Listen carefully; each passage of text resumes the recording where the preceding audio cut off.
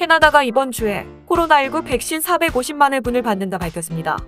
이는 그동안 매주 받아왔던 백신 물량 중 최대치입니다. 저스틴 트루도 총리는 오는 주말이 연휴라 이번 주 할당량이 더 많아졌다며, 백신 물량이 많아졌다는 것은 여름까지 모든 국민들이 1차 접종을 마치고 가을까지 2차 접종을 마친다는 정부 계획에 한 걸음 더 다가갔다는 뜻이라 전했습니다. 이어 더 많은 국민들이 더 빠른 시일 내에 야외 및 실내 모임, 외식 등을 즐기실 수 있게 될 것이라 전했습니다. 캐나다는 오는 6월에 총 900만 회분의 화이자 백신을 받기로 해 코로나19 예방접종에 더욱 박차를 가할 예정입니다. 현재 BC주와 온타리오주는 18세 이상은 누구든 자유롭게 백신 접종 예약을 하실 수 있습니다. 테레사 탐 캐나다 최고보건관은 캐나다는 현재 제3차 유행이 한풀 꺾인 상태라며, 유행이 가장 심했던 4월 중순과 비교했을 때 약 25% 정도 일일 신규 확진자 수가 감소했다고 전했습니다. 또 일부 지역은 여전히 확진자가 많이 발생하고 있지만 백신 접종이 원활하게 진행되면서 점점 더 효과를 볼 것으로 기대하고 있습니다.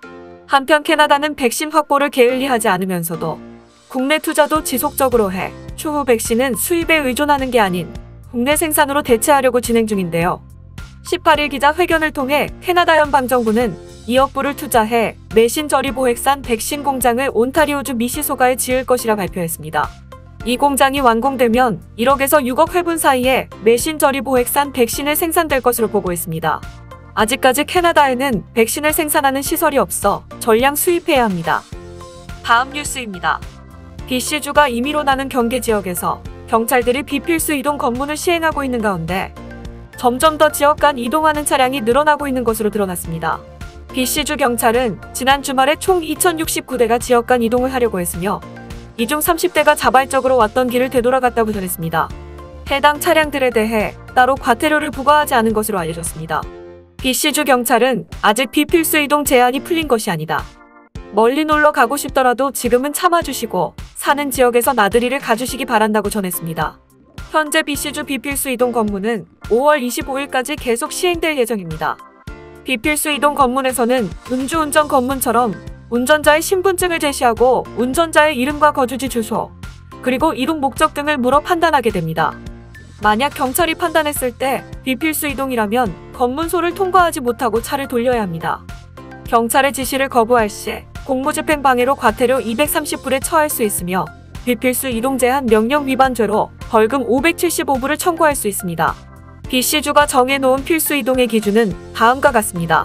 본인 거주 지역으로 귀가, 이사 또는 이사를 돕는 경우, 업무 또는 자원봉사, 물류이동, 의료 또는 사회복지 서비스, 법원 명령에 의한 이동, 양육 책임으로 인한 이동, 보육 서비스, 등하교, 실종자 수색 및 구조 작업 등 긴급 상황, 심리 및 행동장애가 있거나 신체 및 인지장애 또는 정서장애가 있어 돌봄이 필요한 경우, 심각한 질환을 앓고 있거나 장애인이거나 육체적 또는 인지기능 장애가 있어 간병이 필요한 경우, 장례식 참여, 보건 명령에 의한 이동입니다.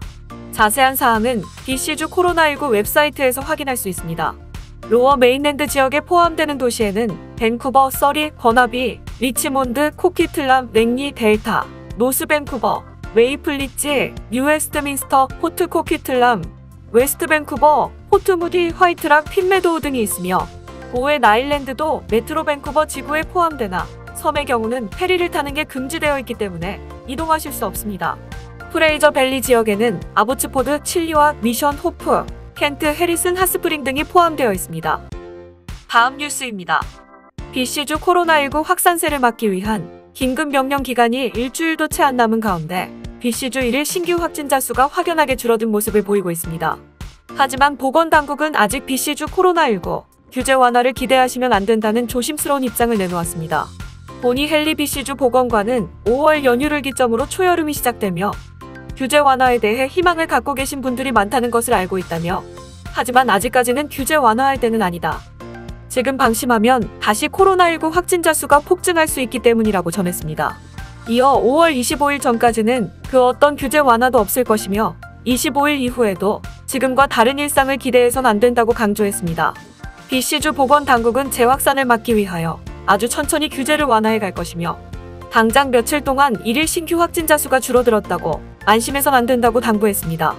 긴급 명령이 연장되느냐는 질문에 헨리 보건관은 현재로서는 25일까지는 그 어떤 규제도 완화되는 일은 없을 것이라는 것만 말씀드릴 수 있다며 상황을 끝까지 지켜봐야 하기 때문에 지금은 어떤 답도 명확하게 드리기 어렵다고 전했습니다. 현재 BC주는 접종 가능 대상자들 중 55%가 1차 접종을 마친 상태며 빠르게 접종자 수를 늘리고 있습니다. 캐나다 보건당국은 1차 접종률이 75%, 그리고 2차 접종률이 20%일 때부터 서서히 규제를 완화해가며 2차 접종률이 75%가 되었을 때 비대면 수업을 대면 수업으로 전환하는 등 본격적으로 규제에 변화를 줄 것이라 전한 바 있습니다. 다음 뉴스입니다. BC주 정부가 조지 메시 터널을 이용하는 운전자들에게 터널 야간 폐쇄가 5월 말에 진행될 것이라고 고지했습니다. 해당 폐쇄는 새로운 시스템을 테스트하기 위한 것으로 5월 28일 및 29일의 오후 10시부터 오전 4시까지 완전히 폐쇄된다 전했습니다. 이번 테스트를 통해 소화시설 및 차선 신호 체계 등을 확인할 예정입니다. 99번 고속도로를 이용하는 운전자는 91번 고속도로 및 알렉스 프레이저 다리로 우회해 가야 하며 혼란을 막기 위해 우회 안내 표지판 및 터널 폐쇄 안내 표지판을 설치할 예정입니다. 조지 메시 터널은 안전 관련 개선 공사로 4천만 불을 지원받아 계속해서 공사가 진행 중이며 이번 공사로 인해 환기 및 전기 시스템, 배수 시스템 등이 업그레이드됩니다. 올 초에는 시인성이 좋도록 전등을 LED 전구로 교체한 바 있습니다. 다음 뉴스입니다. 지난주 초 솔트 스프링 아일랜드에서 실종 신고가 들어왔던 UBC 사회학과 교수가 결국 주검으로 발견되었다는 안타까운 소식입니다. 솔트 스프링 경찰은 지난 15일, 12일 오후 2시 15분에 실종자로 신고된 시니카 엘리엇 UBC 부교수의 시신을 발견했다고 전했으며 UBC 사회학과 역시 SNS를 통해 부교수의 부고 소식을 알렸습니다.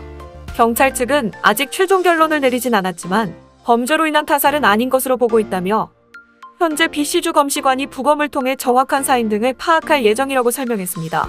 경찰에 따르면 엘리엇 교수는 볼일을 보러 외출했다가 집으로 돌아오지 않았으며 이후 경찰이 수색 도중 부교수의 빈 차량을 도로에서 발견한 바 있습니다. 해당 부교수를 찾기 위해 100명이 넘는 자원봉사들이 수색을 도왔습니다. 다음 뉴스입니다. 18세 이상 모든 성인은 5월 18일 오전 8시부터 온타리오의 온라인 예약 시스템을 통해 코로나 바이러스 백신을 예약할 수 있게 되었습니다. 온타리오주는 5월 24일 모든 성인의 백신 접종을 계획하고 있었으나 이번 주 220만 회분의 백신 도착 예정일에 맞춰 일주일 앞당겨지게 되었습니다. 정부는 5월 초에 114개의 핫스팟 지역에 거주하는 18세 이상의 사람들에게 접종이 가능하도록 자격을 확대했으며 16일 현재 온타리오주 전역에서 720만 명 이상의 사람들이 백신 접종을 한 것으로 나타났습니다. 18세 이상의 성인은 온타리오의 백신 예약 시스템을 이용하여 예약을 하거나 1-833-943-3900으로 전화 예약이 가능합니다. 다음 뉴스입니다. 5월 24일 월요일 온타리오주의 모든 상점과 주류 판매점들은 문을 닫습니다. 하지만 빅토리아데이에는 특정 지점의 비어스토어는 평상시와 같이 문을 엽니다. LCBO와 비어스토어는 이번 주말 동안 문을 열 예정입니다. 영업시간과 영업지점 스케줄이 달라지므로 미리 전화하고 방문하는 것이 좋습니다. 이번 주 일요일 토론토에서 가장 일찍 문을 여는 LCBO는 오전 10시에 가장 늦게 문을 닫는 시간은 그날 오후 8시가 되겠습니다. 로컬 수제 맥주 가게들도 이번 롱위켄드를 앞두고 계획을 세우는 데 도움이 될 수 있습니다. 또한 와인 배달이나 레스토랑이 문을 연다면 맥주와 와인을 배달받을 수도 있습니다.